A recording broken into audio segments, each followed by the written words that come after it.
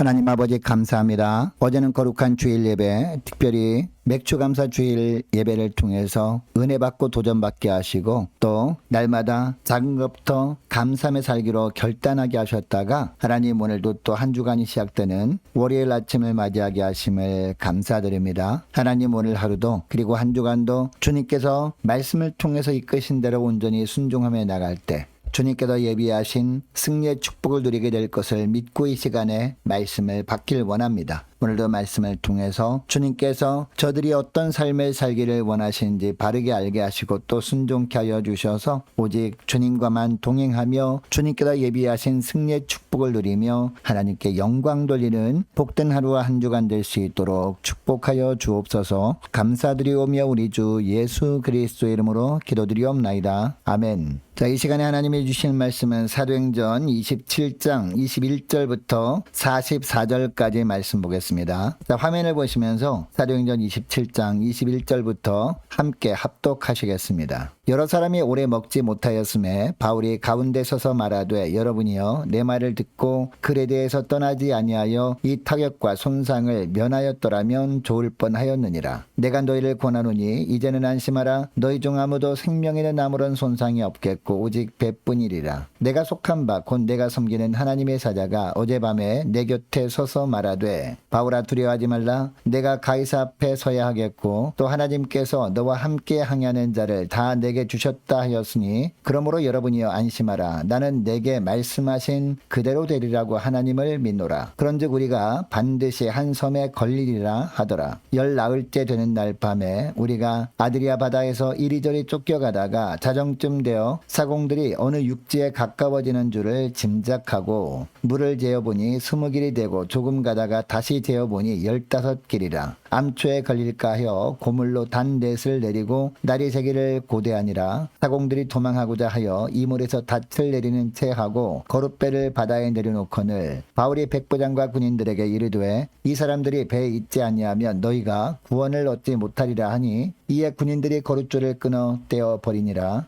날이 새어 가매 바울이 여러 사람에게 음식 먹기를 권하여 이르되 너희가 기다리고 기다리며 먹지 못하고 줄인 지가 오늘까지 열 나흘인즉 음식 먹기를 권하노니 이것이 너희의 구원을 위하는 것이요 너희 중 머리카락 하나도 잃을 자가 없으리라 하고 떡을 가져다가 모든 사람 앞에서 하나님께 축사하고 떼어 먹기를 시작하매 그들도 다 안심하고 받아 먹으니 배에 있는 우리의 수는 전부 276명이더라. 배부르게 먹고 밀을 바다에 버려 배를 가볍게 하였더니 날이 새매 어느 땅인지 알지 못하나 경사진 해안으로 된 항만이 눈에 띄거늘 배를 거기에 들여다 댈 수 있는가 의논한 후 닻을 끊어 바다에 버리는 동시에 키를 풀어 늦추고 돛을 달고 바람에 맞추어 해안을 향하여 들어가다가 두물이 합하여 흐르는 곳을 만나 배를 걸매 이물은 부딪혀 움직일 수 없이 붙고 고물은 큰 물결에 깨어져 가니 군인들은 죄수가 헤엄쳐서 도망할까 하여 그들을 죽이는 것이 좋다 하였으나 백부장이 바울을 구원하려 하여 그들이 뜻을 막고 헤엄칠 줄 아는 사람들을 명하여 물에 뛰어내려 먼저 육지에 나가게 하고 그 남은 사람들은 널조각 혹은 배 물건에 의지하여 나가게 하니 마침내 사람들이 다 상륙하여 구조되니라. 아멘.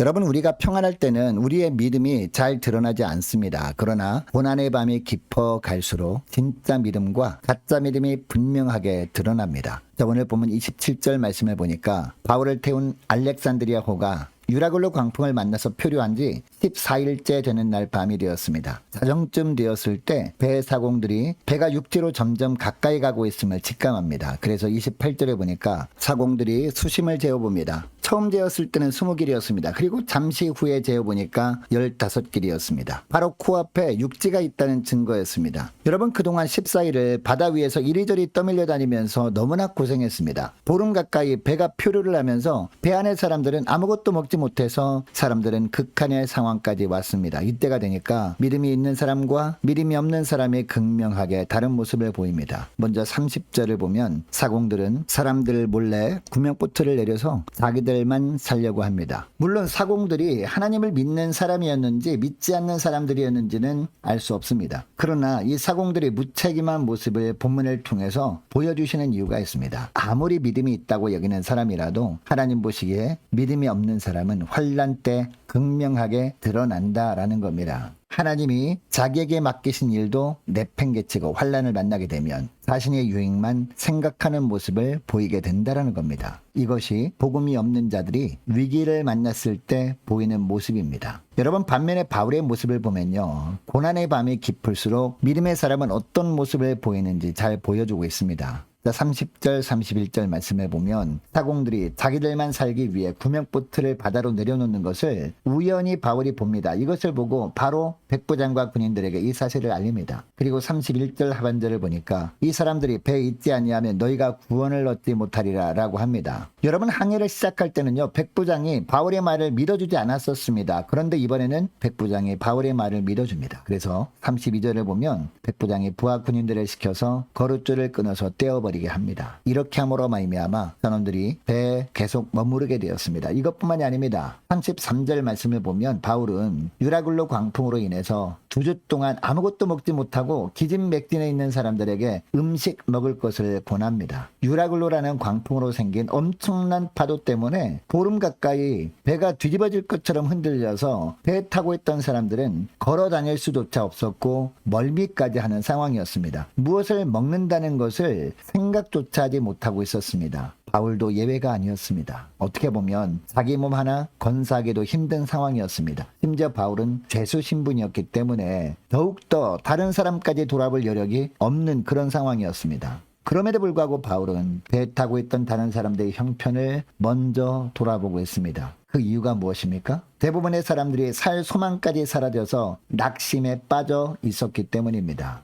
여러분, 모든 사람들이 처음에 고난당할 때 바울을 통해서 배만 부서지고 사람들은 다 살게 될 것이라는, 그러니까 두려워하지 말라, 이런 말씀을 듣기는 했습니다. 여러분, 바울을 통해서 이 말씀이 분명히 전해졌는데 사람들이 왜 낙담에 빠져 있었을까요? 2주 동안 계속 배가 표류하는 동안 아무것도 먹을 수 없어서 탈진할 지경에 이르렀기 때문이었습니다. 이런 상황에서도 바울은 똑같은 고난을 본인도 겪고 있었지만 다른 사람들에게 눈을 돌리고 있는 겁니다. 그리고 34절 하반절을 보면 너희 중 머리카락 하나도 잃을 자가 없으리라 라고 하면서 35절 말씀을 보니까 자신이 먼저 떡을 가져다가 사람들이 보는 앞에서 하나님께 감사 기도를 하고 떡을 떼어 먹기 시작합니다. 자, 36절을 보면 바울이 이처럼 하는 것을 보고 다른 사람들도 안심하고 떡을 받아 먹고 힘을 냅니다. 37절을 보면 배에 있던 사람들의 수가 276명이었다라고 하고 있습니다. 여러분, 이렇게 사람의 숫자를 기록하는 것은요, 그만큼 한 사람도 빠짐없이 유라굴로 광풍에서 구원받게 되었다는 것을 보여주는 겁니다. 자, 이어지는 39절부터 44절까지 말씀은요, 우여곡절 끝에 모든 사람들이 다 육체 상륙하여서 구조되는 장면입니다. 여러분, 이 바울의 삶을 통해 주님은 우리에게 말씀하십니다.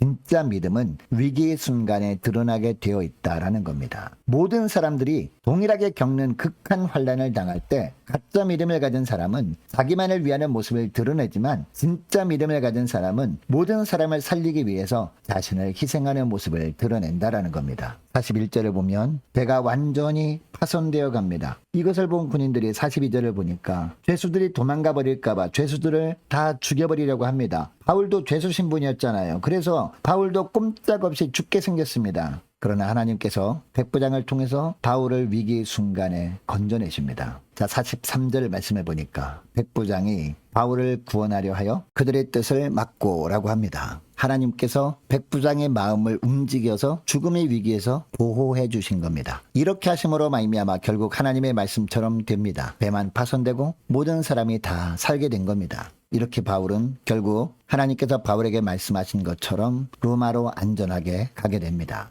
여러분, 바울이 극한 환난을 만난 중에도 이처럼 참 믿음을 삶으로 드러낼 수 있었던 것은요, 바울 자신의 힘으로 한 것이 아니었습니다. 27장 24절에 하나님께서 바울에게 두려워 말라 라는 말씀을 하실 때 주님께서 성령으로 충만하게 하셨기 때문입니다. 그러니까 바울은 자신을 붙드신 성령의 능력으로 가장 힘든 시련을 만날수록 더욱 참 믿음의 삶을 보일 수 있었던 겁니다. 여러분, 저와 여러분이 진짜 믿음으로 살고 있는지 가짜 믿음으로 살고 있는지 주님은 다 아십니다. 참 믿음의 삶을 간절히 사모하는 저와 여러분 되시기를 축복합니다. 여러분, 주님께서 우리에게 말씀해 주실 때 말씀을 간절하게 받게 하시고 그때 성령의 능력도 부어주십니다. 그리고 삶이 힘들수록 고단할수록 더욱더 믿음으로 살도록 하시는 분이 바로 우리 주님이십니다. 나 자신보다 다른 사람을 위해서, 교회를 위해서 살게 하시고 결국 주님이 주신 사명을 끝까지 감당케 하시는 좋으신 하나님이 바로 저와 여러분이 하나님이신 줄 믿으시기 바랍니다. 여러분, 이것을 기억하시고 저 오늘 기도할 때 이렇게 기도했으면 좋겠습니다. 하나님, 말씀을 들을 때마다 간절히 간절함 가지고 말씀을 받게 하시고 그때마다 성령의 능력을 저희들에게도 충만하게 부어주옵소서. 그래서 성령의 능력에 붙들려서 고난의 밤이 깊을수록 삶 속에서 참 믿음의 삶을 드러내며 하나님께 영광 돌리는 복된 저희들이 되게 하여 주옵소서. 간절히 기도하는 이 새벽 될 수 있기를 원합니다.